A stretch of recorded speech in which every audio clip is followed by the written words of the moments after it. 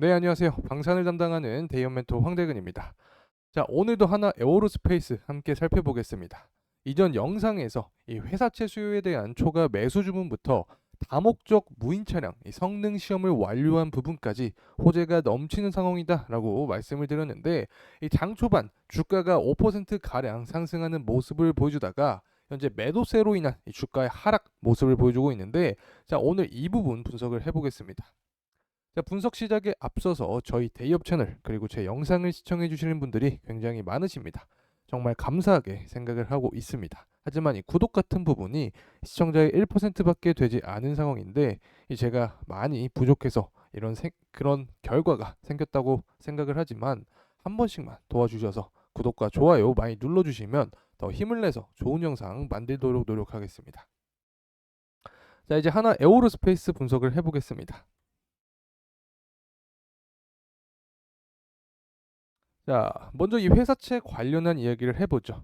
이 하나 에어로스페이스가 24년 첫 공모채 수요 예측에서 이 조단위 수요를 모으는 데 성공을 하면서 이 증액 발행 가능성 역시 커진 상황인데, 2천억 중에서 일부는 사모채, 차환 용도로 활용한다라는 입장입니다.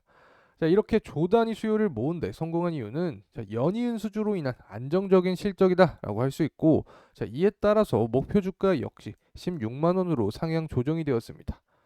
이 호주 레드백 계약부터 이 폴란드 후속 계약 이 수주까지 고려를 하게 되면 2030년도 초까지 방산 부분에 안정적인 실적 성장이 예상되는 상황입니다. 여기에 더해서 이 4분기에는 방산업의 성수기 도래와 이 재개되는 폴란드 K9 이 천무 인도에 따라서 이 지방방산 매출 부분도 급증이 예상되고 있기 때문에 계속해서 좋은 흐름을 보여줄 가능성이 큽니다. 자, 이러한 호조로 인해서 기존의 수요 대비 7배가 넘는 주문을 받으며 흥행에 성공을 했습니다. 총 2천억 모집에 1조 4,200억의 매수 주문을 받았기 때문에, 자, 이 부분은 회사채 발행에 성공적이다라고 할 수 있고, 최대 4천억까지 증액을 발행할 것을 검토를 하고 있습니다. 자, 이 부분은 이 채무 상환 자금으로 활용할 계획을 하고 있기 때문에 이 재무 안정성 측면에서 긍정적인 영향을 줄 것이다라고 생각을 해볼 수 있습니다. 그리고 최근 무인 차량에 대한 이 성능 시험을 완료했다라는 내용인데, 이 하나 에어로스페이스가 자체 개발한 이 다목적 무인 차량을 미군 훈련장에서 성능 시험을 성공적으로 완료했습니다.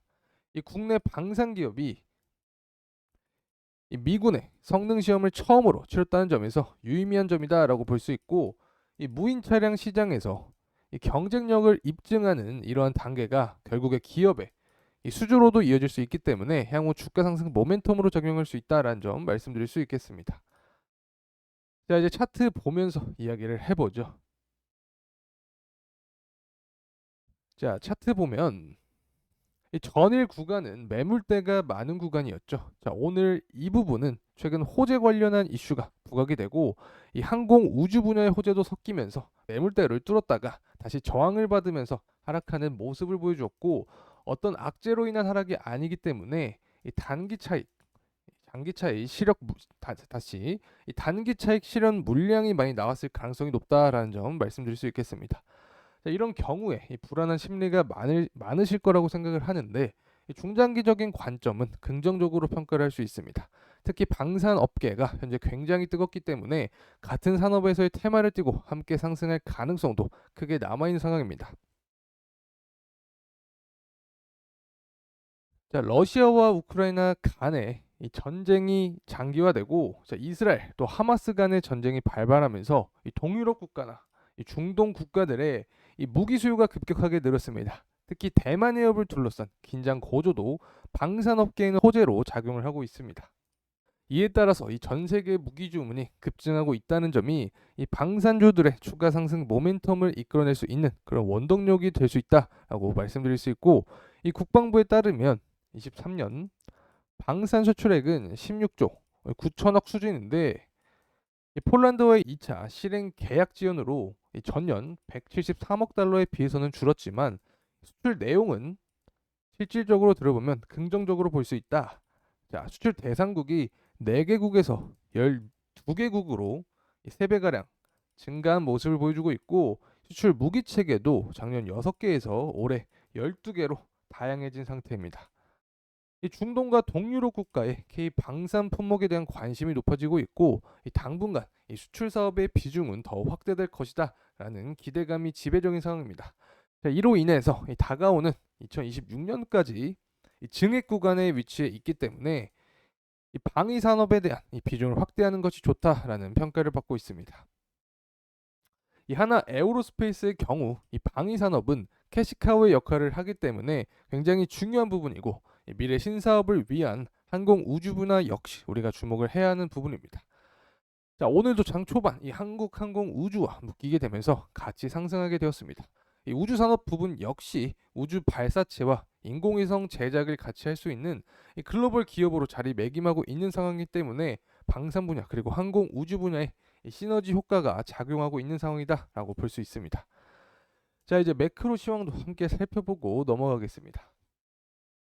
이 전일 중요한 이슈가 있었는데 바로 고용 보고서였습니다. ADP 고용 보고서에서 12월 민간 부분의 고용은 전월보다 약 16만 4천 명 정도 증가한 것으로 집계가 되면서 예상 수치를 훨씬 웃돈 모습을 보여줬습니다. 자, 이 부분을 통해서 해석할 수 있는 게 고용 시장이 여전히 견조하다. 그로 인한 인플레이션의 잠재적 상승 위험이 강화되고 있고 이 금리 인하에 대한 기대를 하면서 이 상승한 시장이 이제는 인플레이션에 대한 우려로 그 시기가 미뤄질 가능성이 높다라는 점에서 이 시장은 최근 하락세를 보이고 있습니다. 자, 이 부분은 국내 지수인 코스피 지수에도 영향을 미치면서 최근 시장이 하락하고 있는 모습을 보여주고 있는데 저와 함께 투자하시는 투자자분들은 모두 알고 계셨을 거라고 생각합니다. 이 페어앤그리드 상 탐욕 구간에 있었고 S&P 500 역시 과매수 구간이었던 점을 고려하면 추가적인 매수보다는 리스크 관리가 필요한 시점이었다 이렇게 볼 수 있고 물량 조절을 진행하신 분들은 현금 비중을 통한 추가 매수 시기를 기다리시면서 제 영상 함께 해주시면 좋을 것 같습니다. 그리고 국제유가 같은 경우도 살펴봐야 되는데 전일 국제유가는 미국의 주간 원유 재고가 예상치보다 높게 나오면서 하락을 했습니다. 유가를 결정하는 가장 중요한 원인은 공급의 양이고 현재 중동의 정세 그리고 오펙 산유국의 감산과 미국의 높은 원유 재고로 인해서 유가는 변동성이 높은 모습을 보여주고 있다라고 말씀드릴 수 있습니다. 최근 들어서 유가와 증시는 동행하는 경향이 있기 때문에 무조건적인 유가의 하락은 증시 상승 원동력이 될 수 없다라는 점 추가적으로 말씀드립니다. 자, 이렇게 오늘 하나 에어로스페이스에 대한 영상이었는데 이번 영상이 도움이 되셨다면 구독과 좋아요 부탁드리겠습니다.